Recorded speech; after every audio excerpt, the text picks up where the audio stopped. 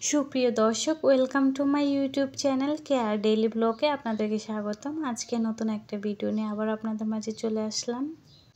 আশা করছি আমার সম্পূর্ণ ভিডিওটা সাথেই থেকে যাবেন। তো আজকে আমি প্রথম আপনাদের সাথে ভিডিও শুরু করেছি আমার এই যে ছোট্ট মিষ্টি, তো তার মিঠুকে দিয়ে।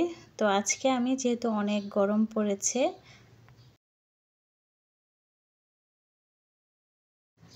তো আমি ছোট একটা কাটোয়ার মধ্যে পানি দিয়ে রাখলাম, দেখি যে মিঠু কিভাবে গোসল করে। কারণ ওই দিন দেখেছি ছোট যে কাটোয়ার মধ্যে আমি পানি রেখেছিলাম, ওই পানি দিয়েও গোসল করতে। তো সেই কারণে আজকে আমি বড় একটা কাটোয়ার মধ্যে, প্লেটের মধ্যে আর কি পানি রেখে দিলাম বেশি করে, যেন ও সুন্দরভাবে গোসল করতে পারে। তো আমার কাছে দেখে কিন্তু জিনিসটা অনেক ভালো লেগেছিল। এত সুন্দর করে মাথাটা ডুবিয়ে ডুবিয়ে ও গোসল করতেছে, মাথার মধ্যে পানি ঢালতেছে। তো এই তো, যেহেতু অনেক গরম লেগেছে, আসলে গরম কিন্তু সবার জন্যই, সে পশু হোক আর যাই হোক। তো এখানে যখন আমি এর পাশে বসেছিলাম তখন কিন্তু গোসল করে নাই। তো যখন আমি সরে গিয়েছি তখন দেখি ও প্লেটের মধ্যে, এই যে দেখেন কত সুন্দর করে মাথা একদম পানির মধ্যে ডুবিয়ে ডুবিয়ে গোসল করতেছে। আর আমি এভাবেই ভিডিও করে নিলাম যেন ও না বুঝতে পারে। আর মিঠু যে এত মরিচ খেতে এত পছন্দ করে, আমি সব সময় মরিচ কিনে নিয়ে আসি ওর জন্য। তো মরিচ কিন্তু খুবই পছন্দ করে। আর আমি যেটাই দেখেছি, ও যখন কিছু ফ্রুট জাতীয় কোনো কিছু দেওয়া হয় সেগুলো কেটে কেটে ফেলে দেয়।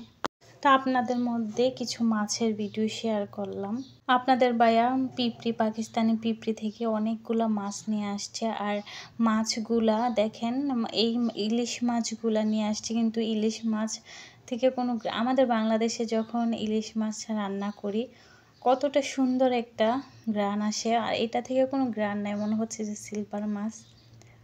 যখন খাই আমি আর আপনাদের ভাই অনেক হাসতেছি যে এগুলা ইলিশ মাছ না অন্য কিছু।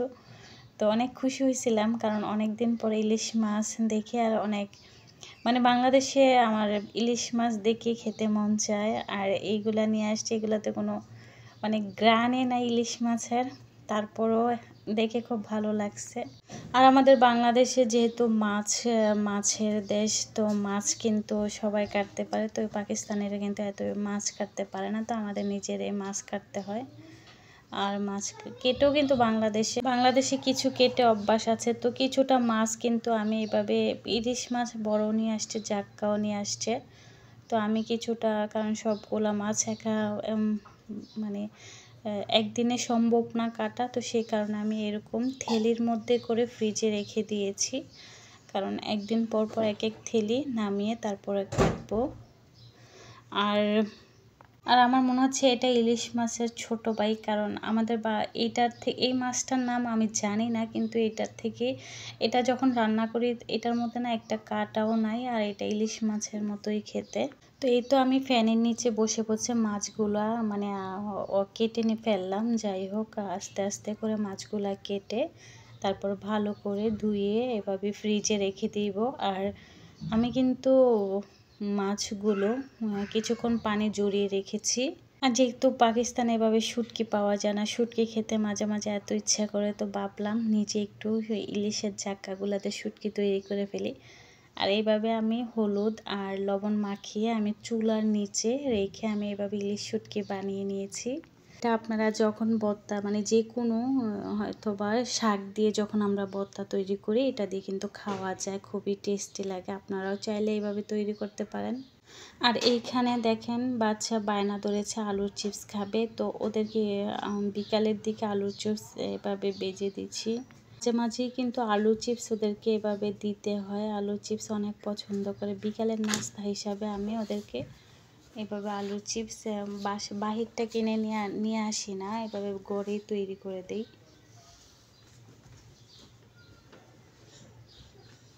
আর এই মাছগুলো আমি গতকালে নামিয়ে ফ্রিজ থেকে নামিয়ে কেটে রেখে দিয়েছি, কারণ ফ্রিজে অনেক দিন রাখলে মাছগুলা কাটতে সমস্যা হয়, একদম নরম হয়ে যায়। তো আমি চাই সব সময়ের কাজ যেন তাড়াতাড়ি করা হয়, কারণ ফ্রিজ থেকেও একটা বাজে গন্ধ আসে। তো সেই কারণে আমি একদিন ইলিশ মাছগুলা কেটে শেষ করলাম, আরেকদিন এই মাছগুলা কারণ একলা তো আমার পক্ষে সম্ভব না একসাথে সবগুলো মাছ কাটা, কারণ আরও বাসার অনেক কাজ থাকে, বাচ্চা, রান্না বান্না, আবার প্রচুর গরম পড়েছে।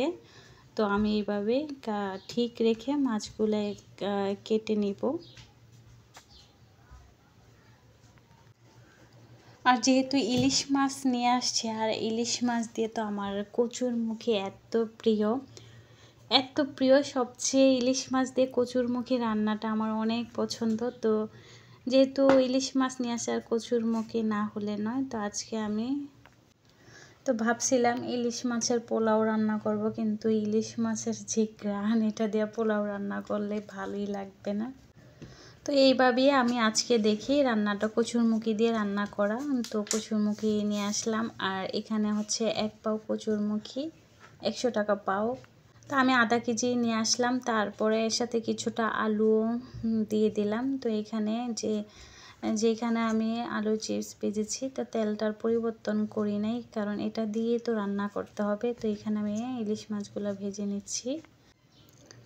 তো বন্ধুরা, যারা যারা আমার ভিডিওতে আজকে ভিডিও দেখতেছেন, আমার ভিডিওটা আপনাদের কাছে ভালো লাগলে অবশ্যই চ্যানেলটা সাবস্ক্রাইব করে দিতে পারেন, পাশে থাকা বেল আইকনটা অন করে রাখবেন। তো আজকে ইলিশ মাছ আর কচুরমুখী দিয়ে আমি কিভাবে রান্না করতেছি সেটা আপনাদের সাথে শেয়ার করলাম। তো এখানে দেখেন আমি পেঁয়াজ কুচিটা একদম ভেজে নেব। আর এখানে কিন্তু যখন আপনারা কচুরমুখী মাছ দিয়ে রান্না করবেন, আদা রসুন বাটাও কিন্তু দিবেন, ভালো লাগবে খেতে।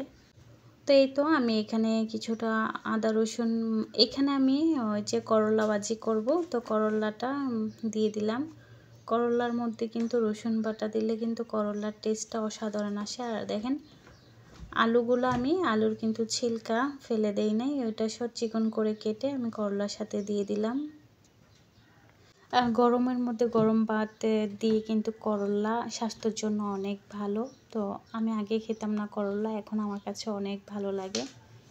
তো এখানে আমি কচুরমুখীটাও রান্না করব। আর এখানে করলার মধ্যে এই তো আমি দিয়ে দিলাম লবণ আর হলুদ দিব, আর কিছু কাঁচামরিচ দিব। বন্ধুরা, আশেপাশে থেকে একটু শব্দ আসবে, কিছু মনে করবেন না, যেহেতু বাচ্চা আছে, আশেপাশে মানুষ আছে, তো কথার আওয়াজ পাবেন, কিছু মনে করবেন না। তারপর হচ্ছে আবার গরমের মধ্যে ফ্যান বন্ধ করে রাখতে হয়। তো এখানে আমি কচুরমুখীটা রান্না করছি। এখানে আমি দেখেন হলুদ, মরিচ, তারপর হচ্ছে জিরার গুঁড়া দিয়ে দিলাম, আদা রসুন বাটা দিয়ে আমি একটু কষিয়ে নিলাম। আর আগে থেকে কিন্তু আমি ধুয়ে রেখেছিলাম কচুরমুখীগুলা। তো এগুলা কিন্তু আমি অনেকবার ধুয়ে তারপর আমি পানির মধ্যে একটা যে আঠালো ভাব থাকে ওইটা চলে গিয়েছে। তো আমি এখন এটা দিয়ে দিলাম। এই তো আমার মতো কারা কারা এইভাবে কচুরমুখী দিয়ে ইলিশ মাছ দিয়ে পছন্দ করেন, নিচের কমেন্টে কিন্তু সুন্দর একটা কমেন্ট করে যাবেন কে কে পছন্দ করেন।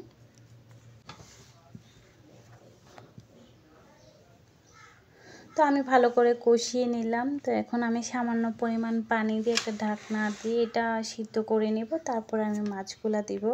বন্ধুরা, যারা যারা এখন পর্যন্ত লাইক দেন নাই, প্লিজ ছোট্ট একটা লাইক দিয়ে দিবেন। লাইক দিয়ে ভিডিওটা কন্টিনিউ যারা যা দেখেছেন তাদেরকে অসংখ্য ধন্যবাদ।